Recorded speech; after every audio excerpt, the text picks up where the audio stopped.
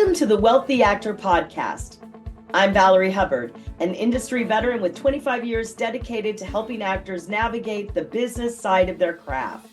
And I'm James Hallett, a fellow lifelong actor and coach, joining Valerie on this journey. Here on The Wealthy Actor, we're diving deep into the stories and insights of actors from all walks of life. We'll be unraveling the threads of success, failures, and everything in between.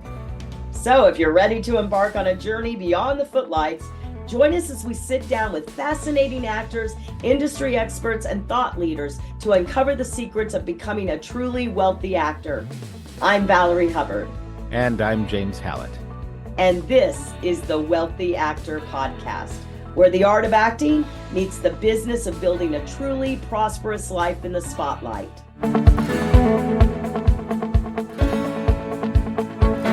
Hi, everyone. Welcome to the Wealthy Actor Podcast. My name is Valerie Hubbard, and I'm joined by my co-host, James Hallett. Hi, Val. So nice to see you. I just saw you earlier this week because you coached me on audition. I know. And you were fabulous, as always. Well, I mean, it is one of those things where, there are times in our career where we're like, oh, that's my role. I know. Like, that's what I do. And we we obviously want to be chosen for that, but there are lots of other people in the world, and it's hard to rise above. The more people there are in the pool, the harder it is to make the space for that. But I love coaching you because you're so vibrantly alive, and you bring so much to every role. So thank you, James. Well, that was fun. All right. Well, James is going to introduce our guest today, so I will take it away, James. Since then, Aaron has helped countless people achieve success through his amazing books, private online mentoring, workshops, online workshops, newsletter, and through his blog postings. To see a few of Aaron's success stories, you can go to YouTube. I just watched a couple of them, Aaron. Aaron's information is special and unique because he does what he teaches, which has allowed him to continue working in the industry for over 3 decades. I am thrilled to welcome Aaron Marcus. Yeah. Oh, thank you so much. Really appreciate that. That was awesome. So, Aaron, I literally just watched some because I was like, I don't know who you are. And I, neither do I. So that makes two of us. What I discovered in watching was, one, just the feeling that you bring of authenticity to your voice in reaching out to people. And I think both Valerie and I share the commitment to what we do, founded on a love for creative artists and a love for the art form of entertainment and expression. I use the word entertainment. I mean the larger framework of what we do. Sure. Storytelling and community building. But the feeling that I got listening to you was that you really live that life of conscientiousness and compassion that I value. And it means a lot to me to welcome you for that reason alone. Oh, well, thank you. Look, as you had mentioned in my bio, when I started, I knew absolutely nothing. And I did learn way, way at the beginning of my career that if I ever had success, I would like to try to help other people avoid a lot of the pitfalls that I ran into. And so a number of years ago, I decided to put together this quick tip channel. And there are over 500 free videos there. And my goal is to build a community of actors who want to learn and actors who want to help each other. Because, look, I'm not anything special, but I did learn after a number of years in the industry that being worried about competition and trying to compete with people was not only an unhealthy way of doing things, but it wasn't a smart thing to do because at least for me, it interfered with my auditions. And when I stopped competing with people, I found that I started to get more work. And the same thing holds true. Sometimes people will say, well, why would you share, this information on your channel? Because somebody who's auditioning for the same project is going to take your information and then they might book the job and you're not going to get. And my thought is, yeah, that might happen. That's okay. Because what that means is I was not the right perfect. I wasn't the perfect person for that particular role. That's okay. There'll be other opportunities for auditions. Yeah, I think competition is it's interesting because like really people might be listening to this like, Valerie, why would you have a competitor that seemingly does what you do on your podcast? The thing is like we all have our own paths and we all have our own message. No matter who you're listening to as a human being, for whatever you're listening to them for, it's like you get what you need from that, and you get what you need sometimes from the homeless guy that you give some money to on the street that tells you something about himself that changes you. And so I think it's like the competition just in general keeps you off your own path. I've noticed that not just with acting, because years ago I kind of got over that with acting. I realized that there was no other Valerie Hubbard. But I'm also talking just like in business too. It's so like because I kind of transferred my jealousy or my from my acting to my business, because my business is only, well, I've been doing this for 13 Been this 2 or business for 3. 13 forever, but 13 years, this business, right? And so I sort of transferred that. I've just been listening lately. Anyway, I don't want to co-opt this, but I've been listening to this guru lately, and he's been talking about that. Like he's been talking about staying on your lane. And it's been something that in myself I've been investigating. And I thought it was sort of perfect timing when you showed up in my inbox. Yeah, and yeah, and it's so interesting because sometimes, people will start thinking, gosh, I remember when I first started going to auditions in New York, and I would walk in and I would see people who were waiting to read, and I would say, "Oh, I've seen that guy in a lot of movies. I've seen him on TV shows." It's like, what am I doing here? And it just gets you out of your head. And the fact is, we all, even if the person looks identical to you, the fact is, we all have had different upbringings. We have all had different life experiences, and we will all bring something different to the table. Like I was saying before, actually, and I always like to give out real examples. So there was a show many years ago. Actually, it was the first major streaming show of all time. And it was called House of Cards. It was on Netflix.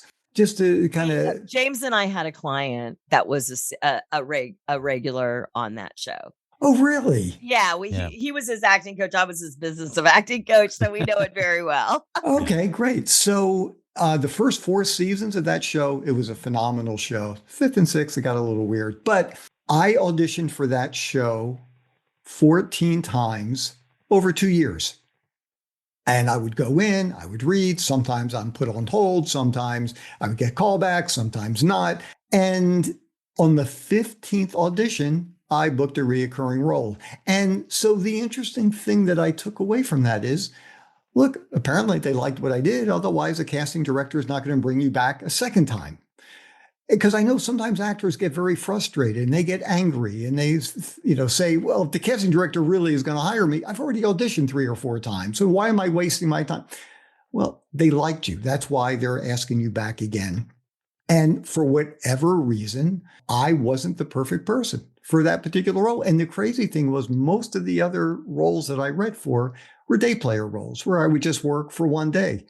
The one that I happened to book was a recurring role. So you just never know what can happen. And, I'm sure there are a lot of people who had similar looks to me and they booked it. And, not to say that you're eventually going to get something, because I've also done that with other projects and never booked. But anyhow, just stop competing with people and just focus on what you want to do. I agree. I agree. And you pointed this out. The fact that you were being called in again, they were actually searching for the right role for you. They actually knew that you fit into the world. Clearly you do. You fit in, you fit in the world, and they were searching for the right place for you in that world. Mhm. And I think it's so important to remember that. I'll say to actors after an audition where an actor might be beating themselves up. You don't know what went through their mind when you auditioned. And we walk out with a whole set of feelings that have to do with the role we were playing and the emotions that went through us and the energy of being in the space and all these things that can block us from really seeing what the other person's seeing on the other side of the table. And there's so many times where I've worked with an actor who calls me and says, I blew it, I blew it, I blew it. And the next day they say, I got it, I got it. You know, there is no one right way and only one way to have success. But something that I have found helpful, and I'd love to share it with everybody here. By the way, this also took years and years and years and years before I got to this place. But what I find is that this not only helps my audition, it also helps me feel more relaxed and comfortable. When I go to an audition, I know this might sound a little counterintuitive. I'm not trying to get the job. I'm not trying to book the role. And the reason why I say that is because I feel that it puts too much pressure on myself because I understand there are so many factors.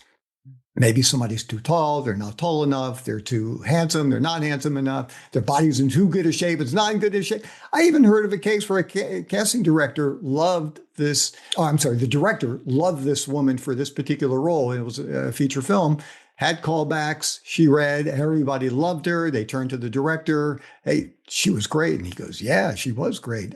So you're gonna offer a contract, right? And he said, she wears the same perfume as my ex-wife. I just can't deal with this. And it can be so crazy sometimes as to why they hire you and don't hire you. So what I do is my number one goal. Don't wear our perfume to audition. Well, that is actually, you know what? The first thing I thought. That's a great point too. And that is something that should be mentioned. You don't want to do anything in case somebody has allergies or brings back bad memories or whatever it is. But I like that point. But my number one goal for every single audition that I go on is to have a good time. That's it. That is my number one goal. It's a Thursday afternoon. I get a chance to play for 3 minutes, 4 minutes, whatever, however long it takes. And that's it. And then, my second goal is to try to learn something from it. So after, I'm done, did I do what I wanted to do? If I got any notes, did I actually listen and do, make some adjustments? But forget about trying to book it. And what I find is that, once again, like I was saying, it takes the pressure off. It relaxes me. It's kind of like going out on a date, a blind date for the very first time. And you go out and, but the first thing you say to somebody, hey, you know what?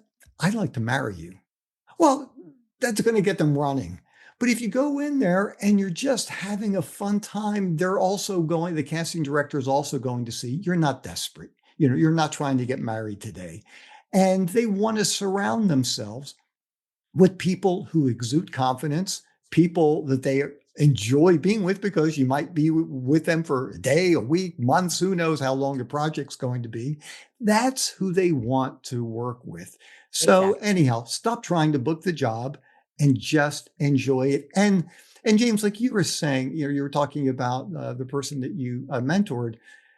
I don't think you should ever kick yourself. And once again, I'm saying that after doing that for many, many, many years. You might completely mess up your lines. You might completely go blank. You might not do whatever they asked you to do. And I think what you need to understand is, in that particular moment, you did the best that you could. Could you have done better? Yeah, it sounds like you could have. Could you have done things differently? Absolutely. But any time that you finish the audition, assuming that you didn't throw the sides up in the air and run out of the room and kick the chair and scream at, the reader or something, you did it. You got through it. And you should go out and do something nice for yourself, whether it's getting ice cream or just saying, you know what, I got through it. That was a great afternoon. I want to say something about what you said about play, that you just have fun when you go to auditions. My business coach always says, get paid to play. And that's the way she always talks about social media, to get us to make sure we're doing our social media every day and playing at it. And I think, that's also something I learned by going to a lot of rap parties with famous movie stars, and, and always feeling like at the rap party, I had to be something or impress somebody. The first time I did that, I felt like I had to take a shower after that. So I did came up with that. I'm like, "No, we're going to this party and we're going to have fun.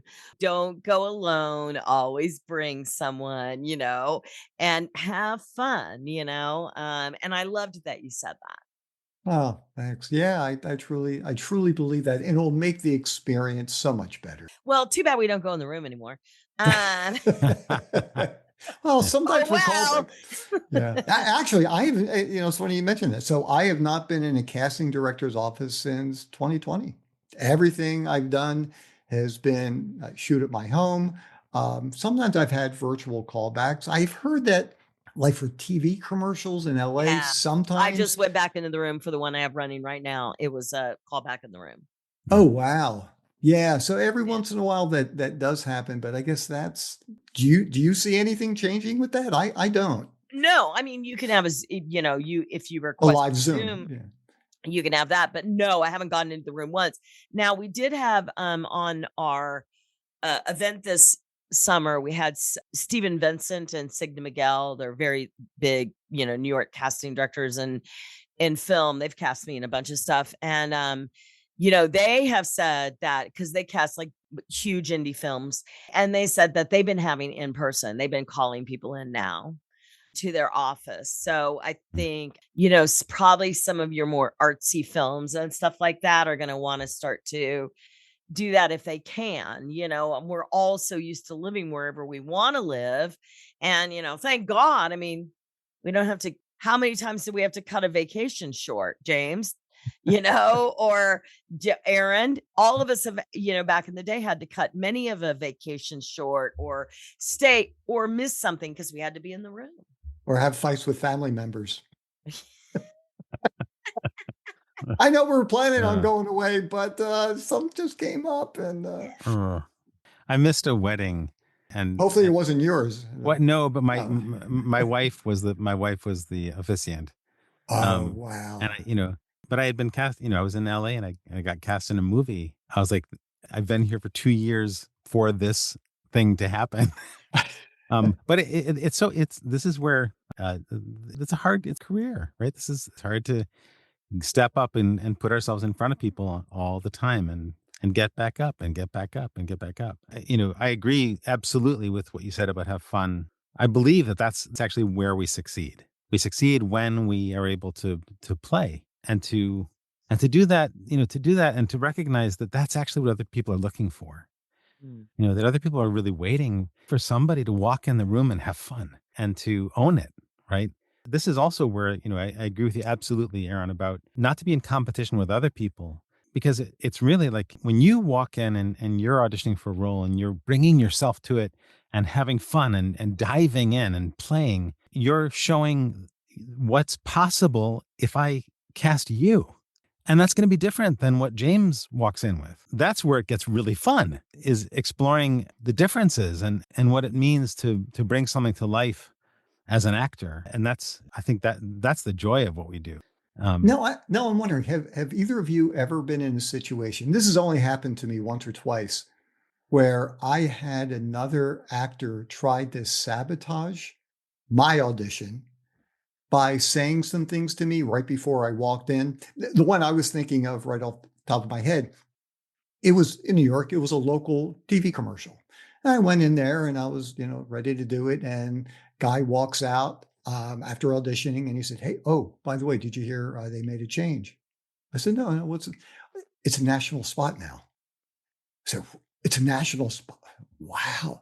And now my head is thinking, oh man, there's more pressure. There's more at stake here. And I walked in and then the casting director said, "Well, any questions?" I said, "Yeah, I just want to find out, is it true this is a national spot?" She said, "No, it's a local TV commercial."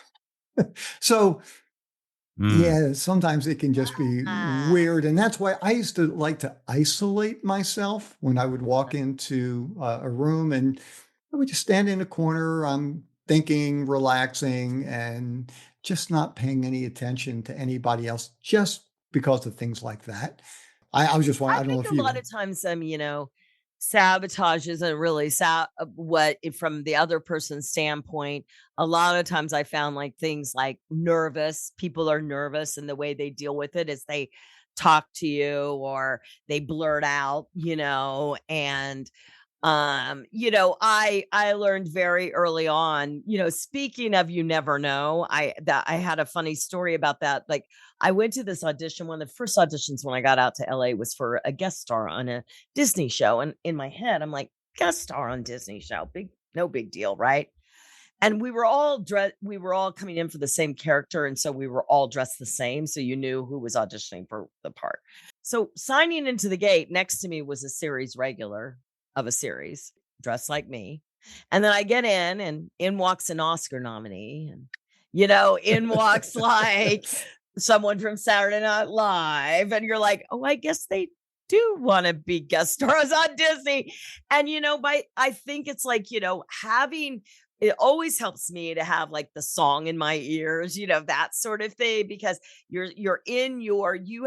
are on your path, and you've made a decision by the time you're in an audition of like, what's the story you're on when you walk into the room, and who is this person, right? And so I did that.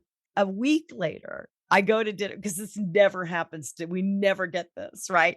A week later, and I could have sat there and sabotaged myself and said, I'm never going to get this because there's Oscar nominees. Angelina Jolie's godmother of all her children is here. I mean, it's just like, everyone who's anyone. I get sat next to the casting director and his husband at a restaurant, me and my husband. Wow. And he goes, Valerie Hubbard, you were so good last week. It came down between you and Rachel Dratch. Rachel Dratch got it. And I was like, what about I hadn't even seen Rachel Dratch. I'm like, what about the Oscar nominee? What about and he didn't have to say that to me. And it was like such a gift, because, in your head, you're like, well, I'm never going to get that because of blah, blah, blah, and blah, blah, blah. And I do think it's really important to stay here because and everyone has an opinion, like everyone has an opinion. And it's the same with like your whole acting career. When you decide to be an actor, I don't know how so many people have opinions about what you should do in your acting career. They've never acted a day in their life. What I would add to that sort of situation or dilemma of the, about to go into the casting office, I have discovered for myself what I need in my preparatory time. Mm. And I'm very protective of the space that I need. Well, some people, the way they get ready is they chatter. And so that chatter, I don't know if they intend it to be disruptive. I think it may be just be that's what they do when they're nervous, and that doesn't help me at all. So I've learned how to block that out. Sort of as you said, like create a cocoon or go off to the corner. There was one audition I had in LA where I was auditioning for a film, and I saw a guy come into the waiting room, and he looked so perfect for the role. That's always the worst. And he just looked and he dressed perfectly for it. And I looked at him and I said to myself, I was like, if I was going to cast it just by looks, I would cast him. And so I asked myself, what can I do with that? And I said, okay, I'm going to go in because he's probably going to get the role. I'm going to go in and have fun and knock it out of the park. And so I freed myself. I ended up booking that role. And I think I ended up booking it as much, not because of how I looked, but because I gave myself permission to have fun. I completely dove in and sank my teeth into the role. And so there is that thing of like, what are we going to do with the given circumstances, not just of the character, but the given circumstances of life, right? Because things are never ideal. Yeah. Yeah. It kind of reminds me, I remember once going in also in New York, and it was Law and Order thing. I can't remember which one it was. I was reading for the role of the dad of this kid, and I don't remember the circumstances, but they had a headshot of this kid. And I remember looking at this kid's face, and I thought, there is no way in the world I'm going to get, I don't look anything even close to this guy. And so I had two choices. I could, number one, think about I just wasted an entire day, spent a lot of money taking the train into the city, doing this audition that I know I'm not going to book, which I didn't, by the way. Hmm. But the other way that I went was, I'm not going to get this job. However, I am going to get a chance to read with a really good casting director. Yeah. And I know I'm not getting cast in it, and that's okay. I understand that. But what better way to introduce myself to a casting director than by auditioning, sending in a headshot and resume? Okay, that's nice, but this is the best. And hopefully, she's going to like what I did and she'll think of me in the future. And I think that's also something that's really helpful for people to understand. It's almost like every time you do an audition, you're like making a small deposit at the bank, and it's small, but eventually, hopefully it's going to build up. And that's really what you want to have happen. I agree, and also I think that one of the things that as an actor one can forget, we can think like, oh, that casting director won't remember me. They won't remember the audition for such and such, but actually that's their job, right? Like their job is to remember people. Their job is to think of people who they've seen when a role comes up. So you going in and giving your all, even knowing you weren't going to get it, you're deepening that connection to who you are for the future. And it is about, for me, this industry is so much about community and connection and establishing relationships over time. We're playing the long game. We're not playing the short game. We're playing the long game of like, I'm going to be here for a long time and I'm going to create relationships with people and I want those to be meaningful. And I think that question of how we can do that all the time and everything in all of our connection with people, how can we build that community and how can we build connection and recognize that's what it's all about. And it's so interesting when you're talking about remembering. There was another show that was being shot in Atlanta at the time, and I auditioned a few times, didn't book it. And I am sure it was because the casting director remembered me. They just offered me a role for something. I didn't even audition for it. Yeah. And it was because, I'm sure that, they knew what I was capable of doing. They saw my other auditions. They knew this role was right for me. And they just called the agent and said, "Hey, is Aaron available for these dates?" And I said, "Yeah." So yeah, I agree with you 100%. And I always, it's funny, sometimes people say, "Oh, the person got the job because, they know somebody and that's how." See, it's not who you know. I really think, just like you were saying, James, I think it's who knows you. That is an expression that I really like, and I think that's very true. It's like, who really, knows what you can do, what you can offer if you, work as a professional, you don't create issues on sets and things like that. Those are the people who work because and because look, Val, we are, like have always said, we are running a business here, and you do things in a unprofessional way, that is the quickest way to get run out of the industry. It's a big industry, but in some ways it's very small. Oh, it's very small. And you act out and do things negatively, and you don't show up on time, you don't show up prepared, and for a whole variety of things that you're doing that are negative things, that word is going to spread to a lot of people. And I've spoken with producers who have told me, they didn't mention names, but they were regulars on shows who were they were a pain to work with. And he said, "You know what we do with those people?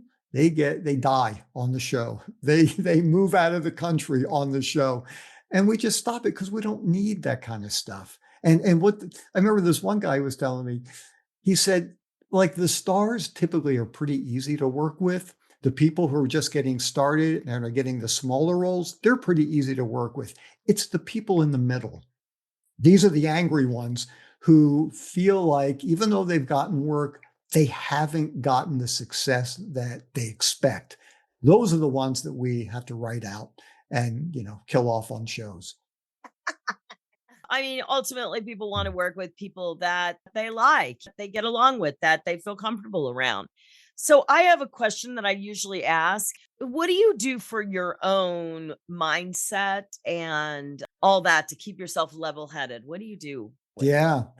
Well, I've always been very level-headed. I mean, I've never never got into the industry with the thoughts of I want to be a star or I want to make millions of dollars or buy an island someplace. Um, I mean, that would be nice if I could buy an island someplace. But so staying humble has always been a very easy thing for me to do, but just to just to relax and stop thinking about the industry. I've always had dogs, and I tell you, they are the best. I mean, my kids are nice too. My wife's okay, but man, dogs, we go out on walks in the morning and in the afternoon, and my brain just goes to another place. Um, do gardening, love pulling weeds, and we have lots of weeds around here. That is fun for me. And just surrounding myself with people who I care about. It's funny. I've got neighbors on my street. They have no idea what I do. I just don't bring up, oh, hey, by the way, did you hear I worked with Tom Hanks on A Man Called Otto? It's like I always think when, you see somebody you haven't seen for a while in the industry. Hey, how you doing? Great. I just booked this thing. It's like, I didn't ask for your resume. I just asked how you were feeling. And I always think about, you know, I know an orthopedic surgeon, if I say hi to him, he's not going to say, how are you? Hey, great. I just did, 2 hip replacements last week. But I don't know, maybe it's part of us feeling insecure, always feeling like we have to try to impress people, thinking that's the way to do it. And look, there is something about letting people know some of the projects you worked on because that can help, get you more attention. But when you're talking just like with friends and acquaintances and fellow actors, it's like honestly, I'd rather talk about life Mm. than and look, I'm not saying I would never talk about business. Of course I do. If I have a specific question or if I'm interested, but just making that the sole purpose of the conversation, to me, it just kind of gets boring after a period of time. So yeah, I go out running. I really like that as well and stretch. And it just takes me away from the acting world, which it's essential. So you can really recharge your batteries. Hmm. Yeah. Eh, Good. Thank you. Because that's big. Yes. Go ahead, James. I was going to ask you, Aaron, when it comes to the people that you work with, as a coach, and I don't know how you define yourself, whether you say you're a coach or, an influencer, um, you know, like, King. if, can you talk about, um, your ideal client? Like, imagine an actor out there in the world listening to this. How would you describe the person who you're like, that's the person who should come talk to me. That's the person who would benefit from what I bring to the table. Yeah, actually, nobody's ever asked me that question before. So I would say a lot of the people who I do work with, these are people, and it's funny for whatever reason, I find it's mostly women, not 100%, but a pretty good percentage are women. Maybe because they're just braver than a lot of men. And I hear this story a lot. I was always interested in acting, maybe commercial modeling, although most people don't know the difference between fashion and commercial modeling. But, and everybody tells me, I'm beautiful. Everybody tells me I'm funny. I'm talented. And it's something I've always wanted to do, but I just couldn't do it before. And I was busy and I had a job. I was in school. I've got a family. And now I'm at a point where I want to do something for myself. And I've always thought about, entering the acting world, but I have no idea how to go about getting started. I'm really nervous about getting ripped off. I'm really scared about, walking into a scam. Um, I need help with just learning what do I do to get started in the industry. And so I get a lot of that. And those are really fun for me where we can talk about everything from how to how to create an effective headshot, how to prepare before putting a headshot together, how to find a great headshot photographer, not someone who shoots weddings and then every once in a while will shoot an actor because they probably don't know, or even with commercial photos, if you're interested in commercial modeling. once again, you don't want to get somebody who just has you stand there holding a cell phone so you look like a business person. And there's some very specific formulas and ingredients that go into eye-catching commercial photos. How to find agents. Because once again, these are things that took me years to figure out. I remember my very first headshot session, and you had mentioned this. I was a full-time college student, and most actors that I know, they've known for a long time this is something I wanted to do, and not necessarily do it on a full-time basis. Most of the people I know don't do it on a full-time basis, and they have other jobs, or they're full-time students. And I was back in school for the second time, back in college, and I happened to meet an actor, and he told me what he did. He did mostly TV commercials, and I needed a part-time job. And so I thought, this sounds like fun. And I didn't have any acting training, but I thought this is perfect. It's part time, hours are flexible, pays well. And so that's really how I broke in. And then when I met an agent, and that's a long story. I'll say that for another time. But she said I need to get a headshot. I didn't know what a headshot was. I said, great. I said, love to. I said, any recommendations? Where do I go? She gave me the name of a headshot photographer, and I walked in. Once again, I had no idea what I was doing. I said, what do I do? And he said, just make faces. So, all right. So I made a lot of faces, and it was a horrible session. It was terrible. We salvaged out of hundreds of shots. We salvaged one that was passable. Wasn't great. And so, I mean, getting back to the ideal person, it's either someone who just wants to learn how to break in, or people who've been doing this for a while, but they feel like they're stuck at the same level, and they really want to take their career to, take the next step. Those are the people I love working with. And, for me, one of the greatest pleasures is seeing people who get representation, who actually start getting auditions. And, that's something else. And you guys mentioned something about this, but I just want to just fine tune it a little bit. Booking the job, okay, that's great. To me, though, getting the audition is winning. Getting the audition, people have no idea how difficult it is to get an audition. There are so many people who are being submitted for a project. And I've heard various numbers. And of course, it's going to depend on the project, how many roles there are, and things like that, the budget, and all that. But I've heard sometimes 500, 1,000 submissions per role. And once again, these numbers are not exact, but I've spoken with tons of casting directors. They said it's not uncommon. Maybe 30 people are granted auditions for something.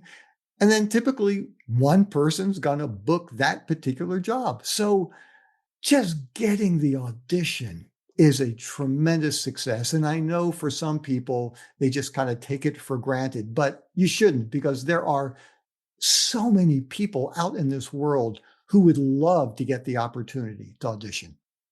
Yeah. Great. I want to take 1 second to say to the people who are with us online, if you guys have questions for Aaron or for Valerie, but if you have any questions, Look at all these beautiful people here. Hi, everyone. Good to see everyone. Oh my God, so many amazing people. I know. And so if you guys, if you have questions, you guys ask questions. Oh my gosh. I didn't even. Hi, Edwin. Oh my God. There's clients that I love all of these people. It's not like I don't, there's actors that I don't like, but there's some really nice ones on here. That's all I'm saying. I recently did some really detailed work on my ideal client and customer, which makes a difference, because then it really begins to it gets you more of a clear message, like in your marketing and stuff like that. So I don't know if that would help, but I used GPT for a lot of it, and it was very helpful. Oh, that's interesting. Yeah. Honestly, it's funny for me. My brain just kind of works a different way. Like, I have an Instagram page. It's just Aaron R. Marcus, and I've got a YouTube channel. Um, I don't really delve into the analytics. I know I should, I think I'd Well, it rather, just depends ha- on how big you want to grow. Like, yeah, yeah. yeah. And even like for the private mentoring work, it's not something I really push that hard. I say 5 days every month. And typically people, go to my website and just so people know if they want to learn more about me or if you have a follow-up question, it's just howtoactandmodel.com, all spelled out. And just, And go. definitely go watch his videos. They're very informative. They're great. Oh, thank you. Thank Yeah. you. Yeah. And then there is a YouTube icon right at howtoactandmodel.com you can click on. So I kind of let it just happen. And I know that's not the greatest business model to just let it happen. So the other part of this too, and I think that you're doing it, which is that you're putting out your message on a regular basis in front of people, and so that like that is marketing, and I mean that in a positive sense, not in the negative idea of marketing. It's positive marketing. You're actually saying, "Hey, this is who I am. This is what I'm thinking about. This is what I do. These are people I help. These are the questions I answer." And you're actually giving people a chance to find you. So the people, and this is it's like going out for auditions, right? We're giving someone a chance to select us. We're giving someone a chance to pick us, and that's that thing of like not waiting around, like not waiting for someone to find you or waiting for somebody to pick you, but actually going out and taking the steps you need to take to put yourself in front of people who are actually buying um, Yeah. in the marketplace. Yeah. No, I agree. Look, I realize uploading a quick tip video every week, certainly that's really helpful. I also I know people, they really work it hard. Mhm. And if my brain worked that way, I probably would do it more. I'm also just really busy with things in life. So it's Yeah, not, we focus on what, we want, like that's so true. Like, so especially because you're an actor and so you have things going on there. yeah. Yeah, Yeah. no, So that's really true. And and something, James, that you had mentioned about, the casting director. I know that sometimes actors, kind of go in and they feel like they're battling with the casting director. It's like, hey, I want to show, this casting director, how good I am. Look, casting directors want you to be great, and they will do everything they possibly can to have you give your best audition, because even if they have no heart and don't really care about actors, which I don't think that holds true for many casting directors, but even if they didn't, just from a business point of view, it's essential for them to be able to present great auditions to their clients. And so they certainly want to do everything they can to make sure that your audition is great. But, just also just kind of getting back to what you guys were saying. Yeah, I mean, marketing is essential. It really is. I do more marketing with acting work than with social media. And I mean, I've got a list of, I don't know, 13, 1400 different people that I've had experiences with. I actually now I'm up to almost 1,300 jobs. And I've actually worked for over a little over 40 years now, full time. And so periodically, I like to send a quick email to an agent that I haven't heard from for a while, or a director, if I happen to have their email address, or casting directors, or art and creative directors at advertising agencies, or commercial photographers I've worked with. And I think that's really, really helpful. And it's not a coincidence that after sending out information to people, and in some ways, it almost doesn't even matter what you say. It's more of just having them remember you. Um, and I remember once, and it surprised me a little bit, but I learned from it. There was an agency I'd been with for like 20 years, and I sent an email, "Hey, just wanted to stay in touch." And the person wrote back, "I'm sorry, and who are you again?" And I wanted to say, "I've been a client for over 20 years." And so I was starting to feel a little agitated, but then it hit me. This is somebody who's new to the agency, and instead of getting upset with her, I actually was upset with myself because I hadn't stayed in touch with the agency well enough to know they have a new person working there. I should have known that. So, yeah, for all actors out there, really market yourself, get yourself out there. And if you have an agent, then My recommendation is still send it through your agent, even if you did all the work on your own. Yes, if it's a commercial print job, you can save yourself a 20% commission fee. If you're non-union, you'll save 20%. If you're a union actor, you can save yourself 10%. But I think it's always best to send it through an agent, even if you did all the work, because number one, the agent is going to know that it's a legitimate job. Two, they are going to be able to negotiate much better than you. I'm not good at negotiations. I don't like negotiations. I'm hired as an actor. I don't want to deal with that kind of stuff. And three, if there are any issues that take place on the set or afterwards, I want somebody else to deal with it. And I'm not a CPA, so I can't give you tax advice. But for me, paying an agent, that is a deduction for me, or at least it always has been. I'll have to see what changes have been made this year. Yeah, I highly recommend go out there and get yourself out there. And like I said, and if you don't have an agent, what better way to introduce yourself to an agency than to say, hey, I just booked this job. Would you handle it for me? Here's some money. Yeah, exactly. Right. So Jesus Martinez says, how does modeling influence an actor to make better photo shoots, be it for headshots or anything else? That's a good question. See, I view, and just to make sure everybody fully understands, fashion modeling, you're talking about women between 5'9" and 6 feet tall, 34, 24, 34 measurements. You have to have a very specific look. Men are 6 feet to 6 feet tall, wear a size 40 jacket. And basically what you are doing, and I don't mean this in a disparaging way, you are a walking coat hanger for the samples of what the designers have created. Commercial models, we come in all sizes, shapes, looks, great bodies, unhealthy bodies, different heights, and all that. I love commercial modeling because for me, these are acting jobs, but I don't have to memorize any lines because these are all still shots that you see in magazines, newspapers, brochures, posters, and things like that.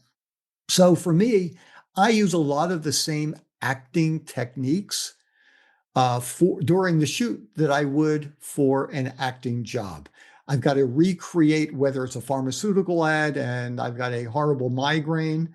I've got to feel it. I've got to show it. And it's all coming through my eyes and it changes my facial and body expressions as well, as long as I'm feeling it properly. So, yeah, I mean, I just view these as acting jobs. And so, yeah, if I have to do a lot of these different kinds of looks, certainly it can help me, especially with headshots, because with headshots too, and I know this is not a workshop on headshots, but I find that a lot of problems that people have when they're creating a headshot is they are told to, smile, look over here, great, we got it.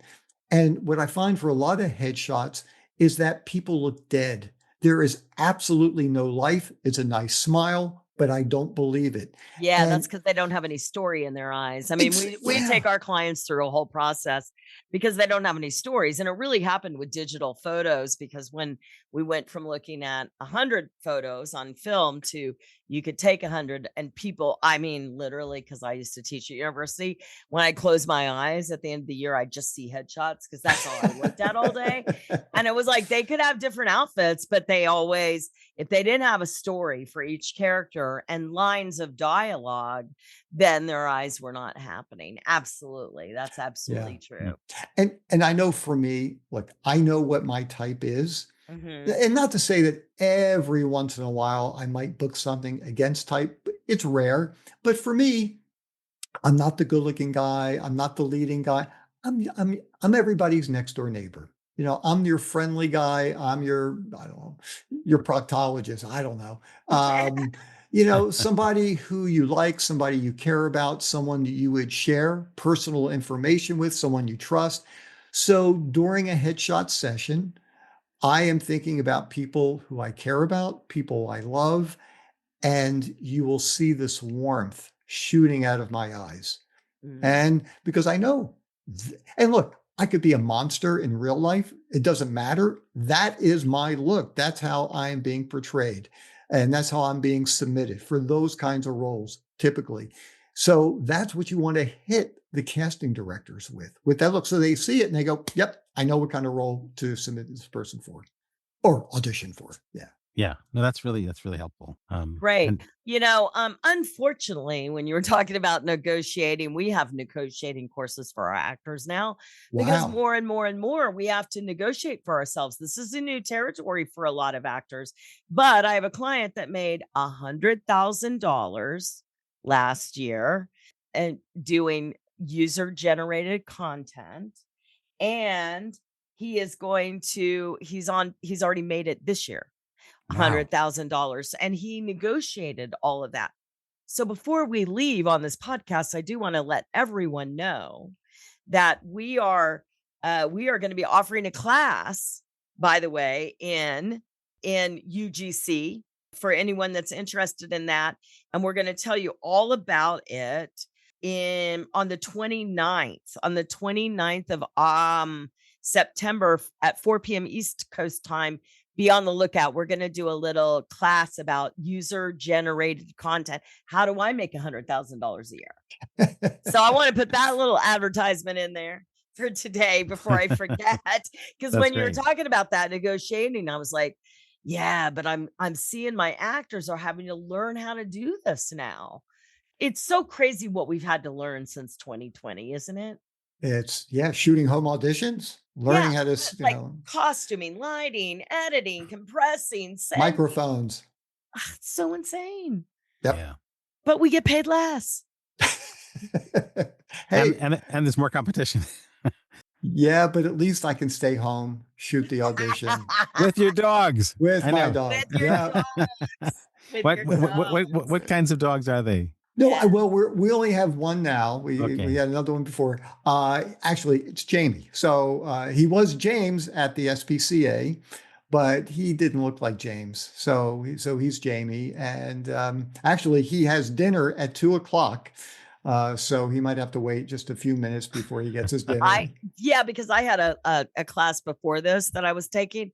And so I'm like, she doesn't seem to care too much. She's down here crashed out, but she needs to go OUT. So. Oh, okay. Well, anyhow, you asked. So he's part Beagle.